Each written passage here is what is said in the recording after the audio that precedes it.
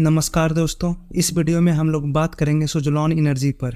तो आज के ट्रेडिंग डे में सुज़लोन एनर्जी में लगभग 10.5% की तेज़ी देखने को मिली और इस तेज़ी के पीछे की वजह है कंपनी का Q4 रिजल्ट। लेकिन इस वीडियो में हम लोग मेनली बात करने वाले हैं कि कैसे रिटेल इन्वेस्टर्स को पेनी स्टॉक में फंसाया जाता है और उनसे पैसे लूटे जाते हैं।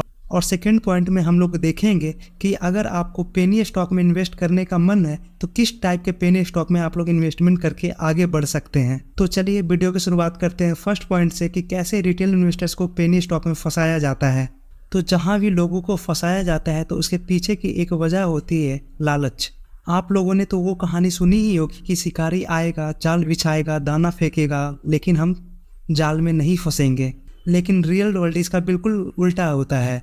शिकारी दाना फेंकेगा तो ज़रूर, लेकिन हम भी ज़रूर फंसेंगे। तो इन सभी कॉन्सेप्ट के पीछे एक ही चीज़ काम करता है, लालच। तो चलिए इस कंपनी का एक महीने का चार्ट ओपन कर लें। तो एक महीने में कंपनी में 45% का रिटर्न ला कर दिया है। एक और कंपनी हम लोग BCG पे आ चुके हैं। तो BCG में अगर आज के दिन देखा जाए तो अपर सर्किट लगा हुआ था और एक महीने का चार्ट देखें तो एक महीने में BCG ने अपने इन्वेस्टर्स को 91% का एक धुआंधार रिटर्न ला कर दिया है। और यही वो लालच है जहां पर एक आम नागरिक आकर फंस जाता है। तो इस कंपनी ने सेबी में फ्रॉड का तो एलिगेशन लगा दिया है और कंपनी को कुछ वक्त का मोहलत दिया है कि आप लोग साबित करें कि आपकी कंपनी कैसे फ्रॉड वाली काम नहीं कर रही है। तो सेबी ने कह दिया कि इस कंपनी में नंबर्स के उलटफेर हुए हैं, लेकिन उसके बावजूद भी इस कंपनी का आप लोग रिटर्न देखो एक महीने में, तो एक महीने में 90-91% का रिटर्न स्टॉक अपर सर्किट में चल रही है। और यही सब रिटर्न देखकर रिटेल इन्वेस्टर भूल जाते हैं कि कंपनी पे कौन सी एलिगेशन लगी हुई है, कंपनी के मैनेजमेंट किस तरह से फ्रॉड कर रहे हैं। तो ये सभी बातें जब मायने नहीं रखता है तभी एक इंसान फ्रॉड में फंसता है। इन सभी के बीच में जो सबसे ज़्यादा इंपॉर्टेंट होती है वो है कंपनी का बिजनेस, कंपनी की बैलेंस शीट और फिर फ्यूचर ग्रोथ। अगर आप लोगों की नज़र इन सभी चीज़ों पर है तो आप लोग बिल्कुल कभी भी फ्रॉड में नहीं फंस सकते हैं। लेकिन बहुत सारे लोगों का नज़र तो सिर्फ इस रिटर्न पे टिका रहता है और यही वो दाना है जो शिकारी आकर देता है। कुछ और भी तरीके होते हैं एक भोले वाले इन्वेस्टर्स को फंसाने के लिए। तो जैसे कि वाइब्रेंट एनर्जी ने सुज़लोन एनर्जी को 99 मेगावाट का कॉन्ट्रैक्ट दिया है, वो भी 2 वीक पहले। और उसके पहले अडानी ग्रीन ने सुज़लोन एनर्जी को 48 मेगावाट का कॉन्ट्रैक्ट दिया था।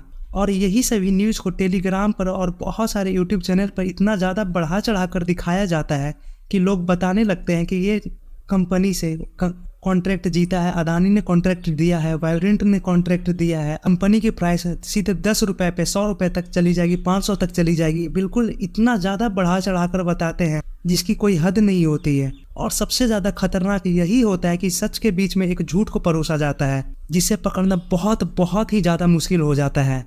मैंने मान ली कि कंपनी को एक अच्छा कॉन्ट्रैक्ट मिला है, लेकिन 1-2 कॉन्ट्रैक्ट से कंपनी का फ्यूचर नहीं डिसाइड हो जाता है। कंपनी को 1-2 कॉन्ट्रैक्ट मिला फिर सालों साल तक कोई भी कॉन्ट्रैक्ट नहीं मिल रहा है तो वो कंपनी कैसे फ्यूचर में ग्रो कर सकती है। तो इसी चीज़ को हम लोग क्रॉस वेरीफाई करने के लिए कंपनी के बैलेंस शीट पर आ चुके हैं। तो कंपनी के अगर हम लोग नेट प्रॉफिट देखें तो नेट प्रॉफिट में आप लोग देख सकते हैं कि कितना ज़्यादा उठा पटक देखने को मिल रहा है। एक बार कंपनी ने 9,000 करोड़ की प्रॉफिट कमाई, फिर उसके अगले मंथ में देखा जाए, अगले क्वार्टर में देखा जाए तो 583 करोड़ की पॉजिटिव में ग्रोथ लेकर आए हैं। 2600 करोड़ के लॉस से कंपनी सीधे 104 करोड़ की प्रॉफिट पर जा पहुंची है। 117 करोड़ के लॉस से कंपनी डायरेक्टली 2800 करोड़ के प्रॉफिट में जा पहुंचती है। तो कंपनी का जैसा प्रॉफिट उठा पटक है तो आप लोगों को क्या लगता है कि ऐसी कंपनी की चार्ट कैसी होगी? तो मैंने कंपनी के 5 सालों का और आप लोग इसके चार्ट को ध्यान से देखें तो चार्ट भी बिल्कुल प्रॉफिट की तरह ऊपर नीचे हो रहा है। और इसी चीज़ को अगर हम लोग मैक्स में ओपन करें तो मैक्स में कंपनी ने 90% का लॉस ला कर दिया है। यानी कि किसी ने 1 लाख रुपए लगाए हैं तो उसके पैसे करेंट टाइम में मात्र 10,000 रुपये बचे हैं। और इसी चीज़ को अगर बिल्कुल टॉप लेवल से यहाँ से कैलकुलेट करा जाए तो टॉप लेवल से कंपनी 97% तक टूट चुकी है। जो कंपनी खुद के सर्वाइवल के लिए लड़ रही है वो कंपनी आपको कैसे वेल्थ क्रिएट करके दे सकती है?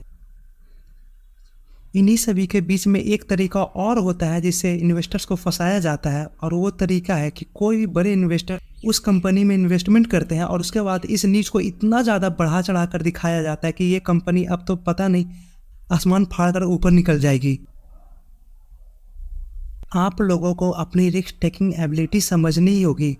इसलिए किसी कंपनी में पैसे नहीं लगाने हैं कि कोई बड़ा इन्वेस्टर इस कंपनी में पैसा लगा रहा है तो मैं भी लगा देता हूँ, क्योंकि हर किसी की रिस्क टेकिंग एबिलिटी अलग होती है। शायद बड़े इन्वेस्टर्स ने अपने इनकम का 1% ही लगाया हो, जो कि लगभग 1 करोड़ रुपए हो जाते हैं, और आपने अपने इनकम का लगभग 50-60%, 100% ही पूरा लगा दिया। एक तरफ बड़े इन्वेस्टर ने 1% का रिस्क लिया, आपने 50-60% का रिस्क ले लिया। गलतियाँ यहाँ पर होती है।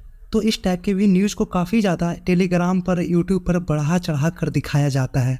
और फिर फाइनली मैं यही कहना चाहूँगा कि ऐसे किसी भी कंपनी में पैसे नहीं लगा जिस कंपनी की कोर्ट में केस चल रही है और वो केस कुछ और नहीं, कंपनी को बंद करने की बातें चल रही हो। और दूसरा, कंपनी के मैनेजमेंट पर जब उंगली उठ जाती है, जैसा कि बीसीजी ग्रुप में देखा जा रहा है। इस बीसीजी के बारे में क्या बोले, इस कंपनी के तो प्रोमोटर्स ही ऑपरेटर हैं।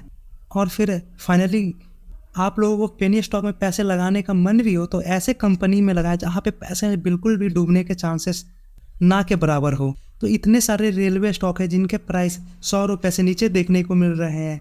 ट्राइडेंट हो गई, यस बैंक हो गई। तो यस बैंक में पुराने मैनेजमेंट ने तो बहुत गंदा काम किया था, लेकिन नए मैनेजमेंट उसे जिंदा करने की तो कोशिश कर रहे हैं। और वहीं पे बीसीजी को देखा जाए तो बीसीजी पे कंपनी के मालिक पर ही चोरी का इल्ज़ाम लग चुका है।